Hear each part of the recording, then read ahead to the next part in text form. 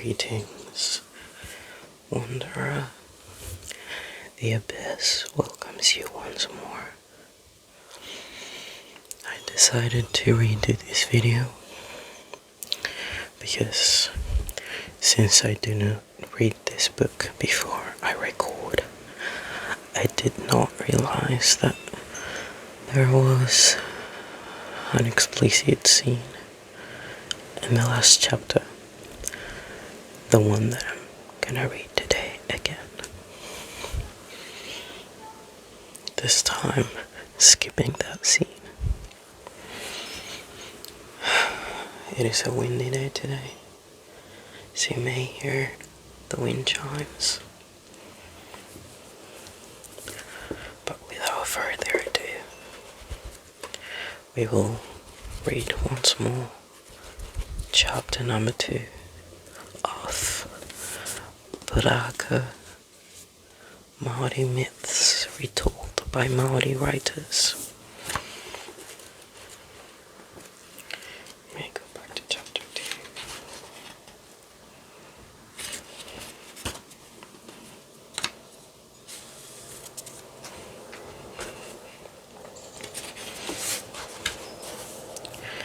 Chapter 2, Ranginui and Papatūānuku.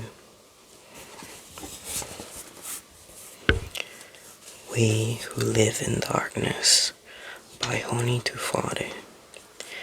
It had been a long time of it, wriggling and squirming in the swamp of night. And what was time anyway? Black intensities of black on black fitting itself. Something immense, immeasureless. No more. There just had to be a beginning somehow. For on reaching the top of a slow rise, suddenly eyes I never knew I possessed were stung by it forcing me to hide my face in the earth. I'm really sorry if you can hear the bikes and the cars outside. I'm not sure if I should close the window or not, because I do want you to hear the wind chimes from time to time.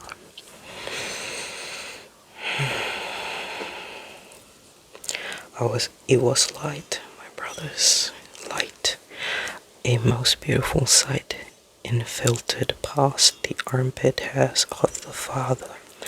Why, I could even see to count all the fingers of my hands held out to it, see the stain, the clutch of good earth on them. But he moved. A darkness came down even more oppressively, it seemed, and I drew back, tense, angry. Brothers, let us kill him, push him off.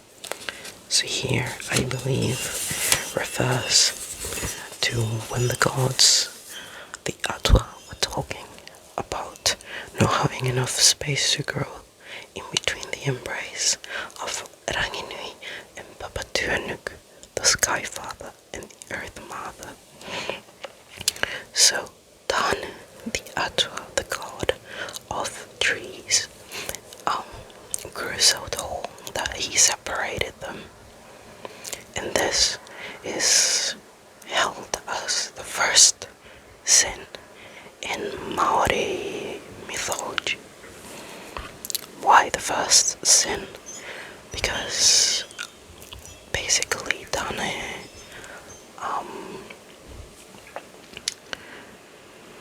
attacked, or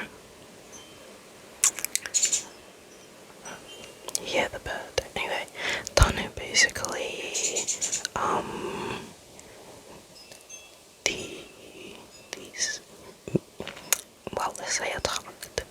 attacked the mana, reputation and power, and the taboo, the sacredness of his father's embrace.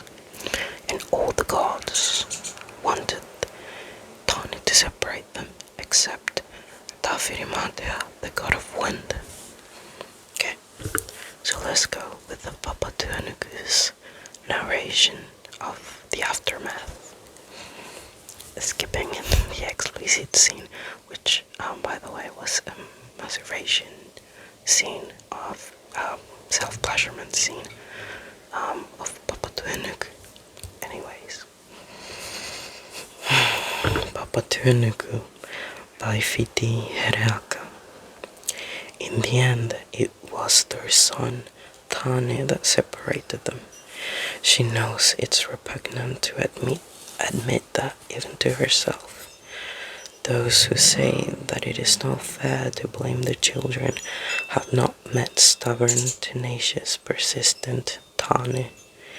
He was a willful child. All of their sons at one point or another had come between them, but it was Tane who had pushed and pushed until they could no longer embrace each other, and Rangi had left. Her boys are strong-willed, tangaroa, changeable tangaroa, calm one moment, a tantrum the next. Tangaroa is the god of the ocean, of the moana. Now you can hear the airplane. Well, I truly hope that this does not bother you.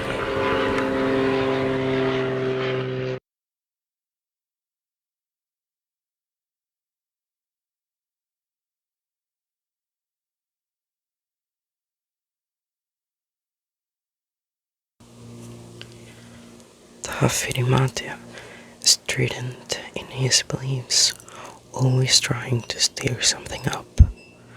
Tu is smart, cunning even, and is always looking for a fight. Tu is the god of war, by the way. Haumia is tough and wild. She's given up trying to tame him. And Rungu, the quiet one, the peace broker, is steadfast, stoic, and stubborn. Rungu is the god of peace. I believe Haumia is either the god of cultivated foods or uncultivated, but I do not remember which one he is. Perhaps the relationship would have survived if she and Rangi had spent more time together as a couple alone, been rational and cool-headed, planned their family, prepared themselves. It makes her laugh. How could she have prepared herself for her children? You know what they say about best laid plans, as if you can plan love, plan for life. Still, perhaps if she and Arangi had been strict with them, brought them up to be different, 6 perfect little gentlemen who wouldn't dream of raising their voices or arguing with each other.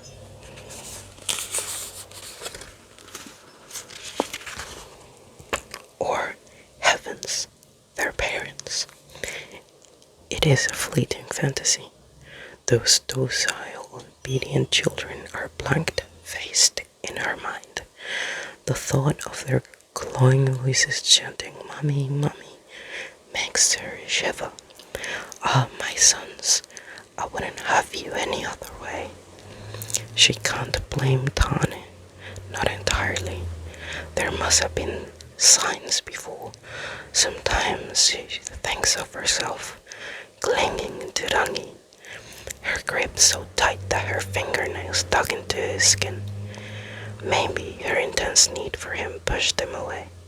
She can't remember the last time they actually talked, really talked, and they haven't been alone together since they had kids.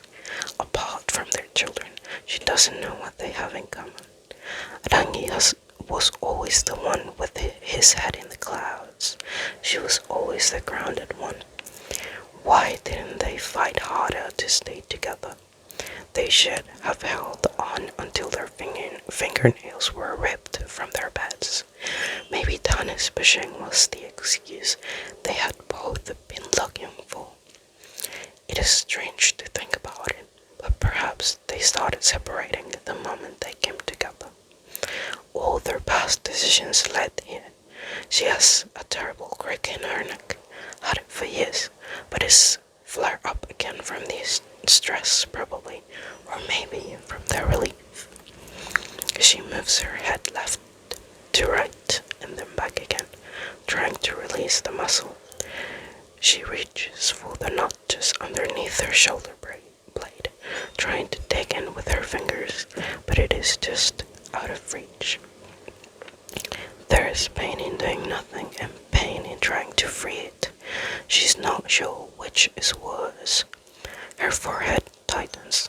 Another headache is on the way. She'll lie down until it goes away. Her bed is vast and empty. They were so cramped before, living on top of one another really.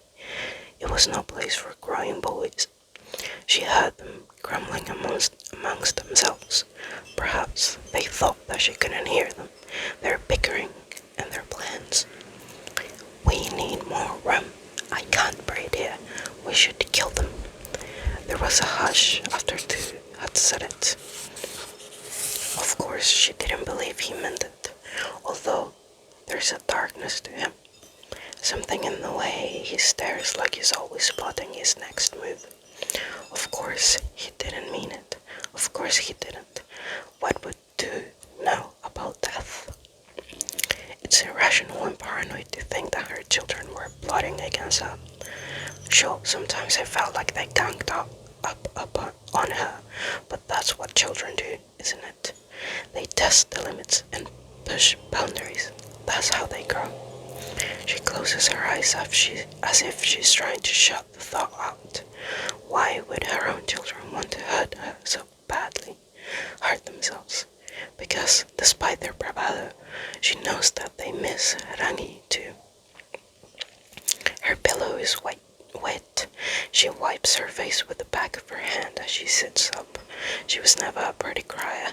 Her eyes puff up immediately, and hupe runs freely from her nose.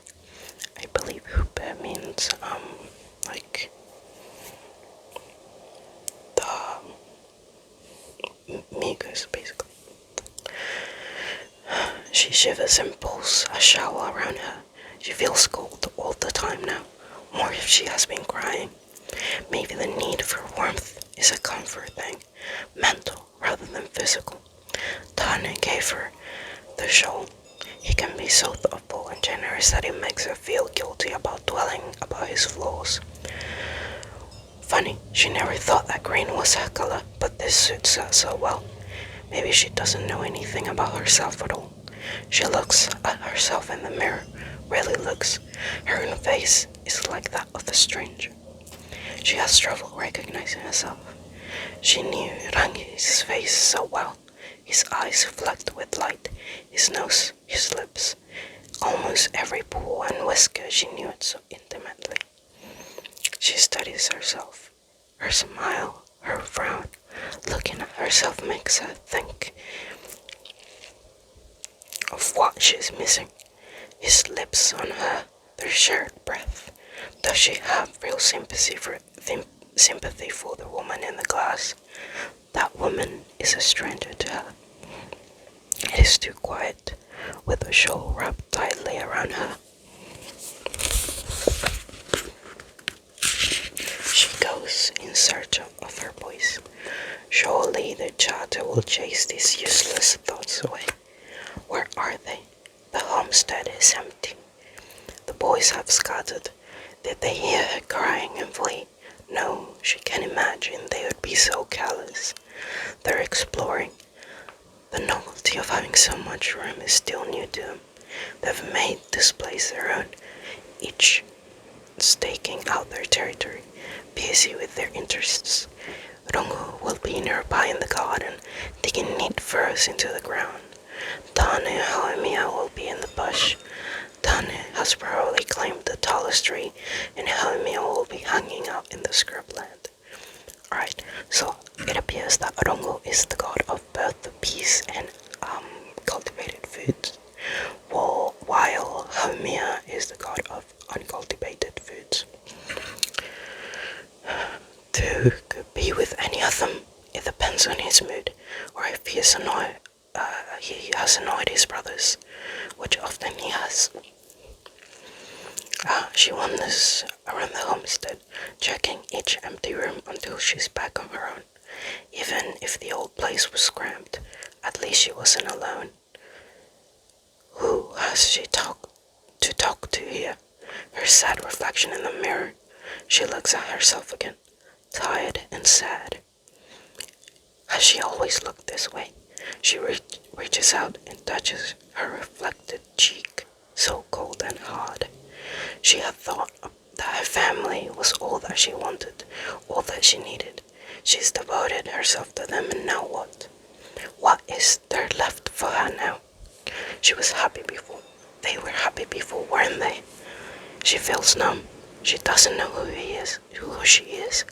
She has always been defined in relation to Rangi, their love, their embrace, their children. She can't remember life without him. Did a time ever exist when she was just herself? She flops on the bed, stretches out like a starfish and stares at the children, at the ceiling. Oh my god. Stares at the blank ceiling. That's what her life is now. Nothing. Wall to wall. She can't remember what life was without Rangi. In her mind, he was always there, before love, partnership, and children. If she tries to think of a time when she was on her own, there's a deep void in her memory. He was like her light in the dark. There is nothing without him. She is nothing without him. And yet, here she is. She still exists, even if their relationship doesn't. The ceiling is so blank. She stares up at it, relaxing her eyes so everything is sort of blurry. There are no edges anymore. There is not an absence of a thing, but the potential for anything. No, not yet. I am not ready to stop wallowing. But there is a flutter within her. It is excitement and hope, and no. Her own voice surprises her. She didn't mean to speak. The smell of rain is in the air. It reminds her of Rangi. It is the smell of their love.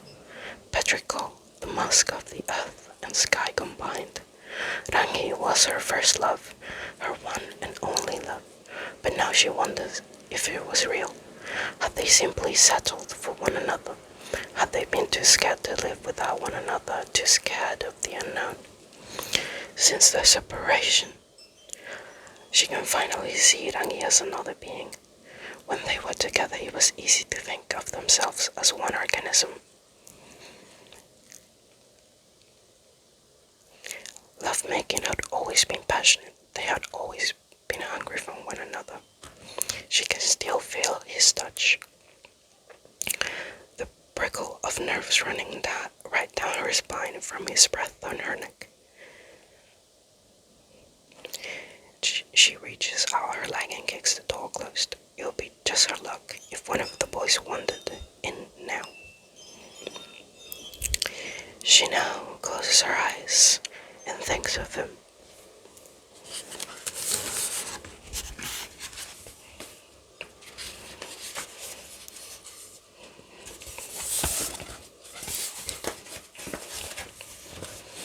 But right when she was enjoying herself, her mind begins to wander to all the jobs she has to do, and the moment is gone.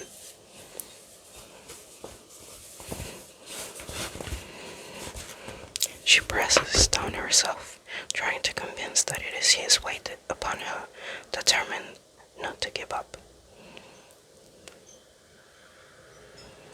It's been far too long. They were never shy with one another. Their love was intense and oppressive. Is that why their boys wanted them to be apart?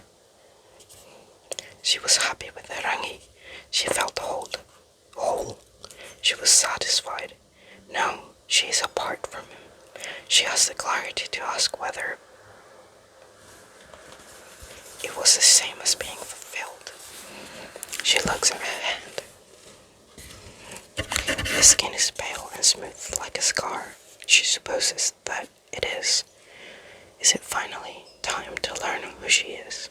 She is a mother. So she does what good mothers do. Isn't That's what good mothers do. She forgets her own feelings, forgets herself, and concentrates on her children. She focuses on how they are coping, rather than how she still yearns for him. Her boys are too young to understand. They have no experience of love.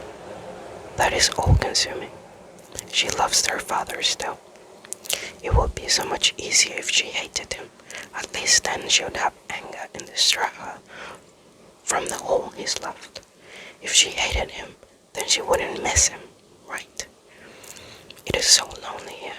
She has no one to talk to about her grief. She can't burden her children with it. Not that her boys have ever considered her feelings. She is their mother, a being who only lives for them. Is that all she is? All that she's ever been? A mother? Now that she has the room to breathe, the room to think, will she find something more? She rubs her temples, guilt pinches between her eyebrows. What kind of mother wishes for something other than her children? She wishes she knew another mother so she could ask. Though she never would, no one can know, she doubts herself. The love she has had for Rangi is dwarfed by the love she has for her children, and yet sometimes she feels like her throat is constricted by resentment. She tries to suppress the part of her that hates those boys of hers, the boys that ruin her love, her boys. The story will always focus on her boys. No one can understand her loneliness. As if in response, the baby in her womb turns, sending tremors throughout her body. She has named her youngest son Pūrākau. He will be a son. She always bears boys. Poor Pūrākau. He will never know his father, not like his brothers have. Her only comfort is the thought that it was good for her boys, the separation. Each of their reactions at the beginning had been so different. Two had brooded. At times it seemed as if he was jealous of Tane, as if he wanted to be the one who had separated his parents. Rongo had become withdrawn when she picked up Haumia. He held her so tightly, like he wanted to be buried in her. Even Tangaroa clung to her. He was always there, at her arm, her knee, her hip. Of course, she's glad he's found his independence now, that they all have. But when she was focused on them, she didn't have to think of her own pain. Now it seems like there is nothing else to think about. Freed from his father's shadow, Tane had flourished. He has made a life for himself. She can see that soon he will be ready to pursue a love of his own. It is good for them, good for us. She repeats the words over and over until it is the truth.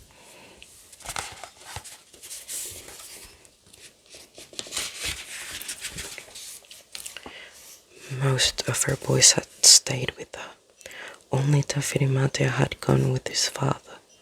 The look on his face as he followed Rangi. She had not known her son to be so angry before. He was angry at her, she supposed. He blamed her for the breakup. Everyone is on edge when Tawhirimatea visits. He takes pleasure in destroying his brother's precious things. When did he become so cruel, so angry? She shields Rongo and Haumia from Tawhirimatea. The older siblings need to work it out amongst themselves. Tawhirimatea goes after Tane first, shaking the tree that Tane has climbed, trying to shake him out. Tawhirimatea tries to get at his brother, ripping the lower branches of the tree. Tane ignores him, which only fuels Tawhirimatea's rage. Should she intervene? Tane loves and she's relieved. Just brothers being brothers. Tawhirimatea manipulates Tangaroa to fight against Tane with him. They hurl water at Tane, but he doesn't budge. Tawhirimātea leaves to get more ammunition, and Tangaroa looks at the tree in front of him, and then up to his brother in the branches above him. Without Tawhirimātea's encouragement, Tangaroa's anger quickly subsides, and he wanders off down to the beach again. It is Tu who fights back against Tawhirimātea. While Tawhirimātea is spurred by his anger, Tu fights because he enjoys violence. Tu yearns for the bruises and blood. The fight is vicious and physical. Tu punching Tawhirimātea over and over again. She yells at Tu to stop and is grateful that he listens. She's not sure if she could have stopped him physically. Tu crows at his victory, proud that he had beaten his brother. However, Tu hasn't finished fighting yet.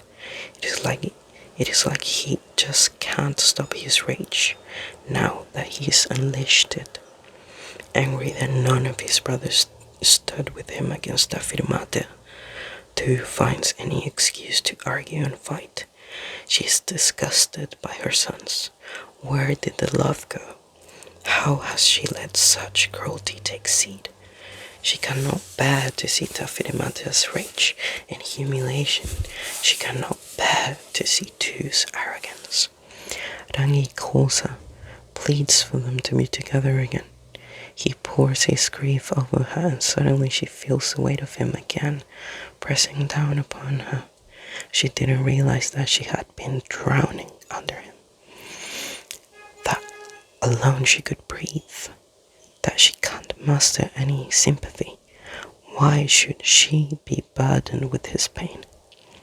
She still loves him, will always love him, but she needs to put herself first. She's not strong enough yet to save them all. Her arms are heavy. It's like she spent all this time reaching out for him, trying to cling to what was. For now she must put the things that remind her of Rangi away. She packs the shirt that still smells like him into Tawhirimātea's bag. He can take it back to his father. She turns the photos of them together around. One day she'll be able to look at them. Hopefully, one day soon. When he comes to pick up Tawhirimātea, she turns away before closing the door. She doesn't have to see him leaving again. She sits at the window looking out over her land. Her boys are out exploring again. It is nice to have a moment to herself. Time to think. It is getting dark. Soon they'll come home and tell her about the things they made and discovered. One day she'll tell them about her discoveries too.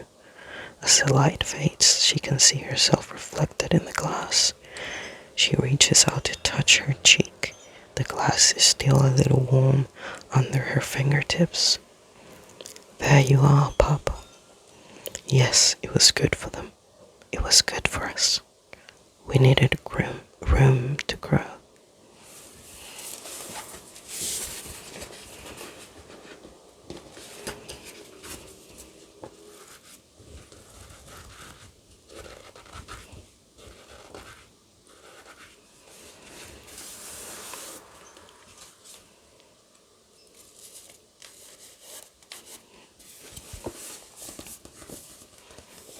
And that is the second chapter.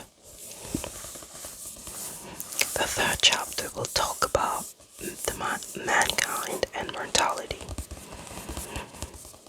which believes me to think that we will be meeting Maui.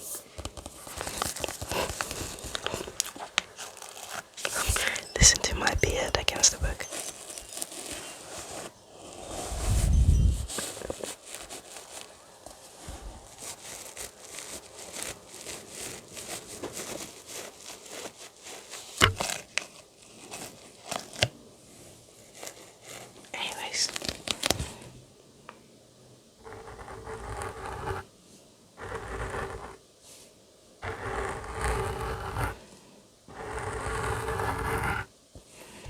do hope you enjoyed this video.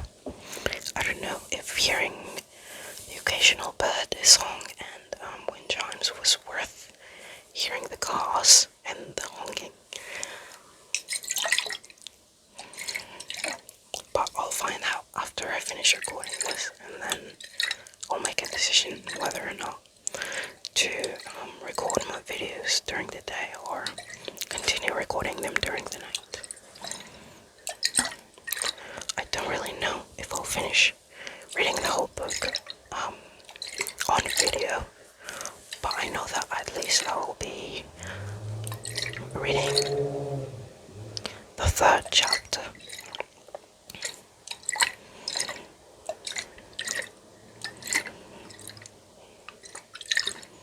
Maybe I'll end that. We'll see.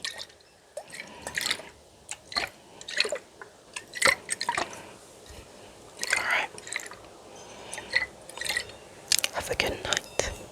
Have a good night.